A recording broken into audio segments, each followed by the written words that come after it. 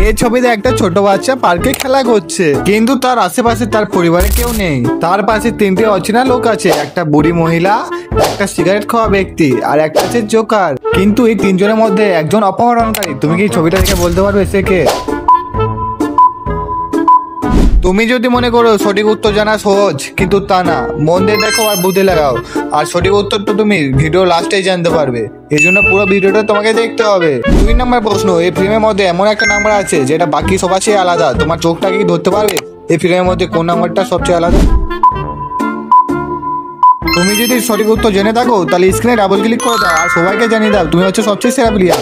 এবার যাওয়া যাক 3 নম্বর প্রশ্ন দিকে। তুমি যদি শেয়ার অপশনে ক্লিক করো, তারপর যদি মোরে ক্লিক করো, 3 নম্বর অ্যাপটি তোমার কি আছে? আমার তো মনে হয় লিঙ্ক ট্যাব অ্যাপ আছে। আমি যদি ভুল বলে থাকি তুমি জিতে গিয়েছো। কংগ্রেচুলেশনস।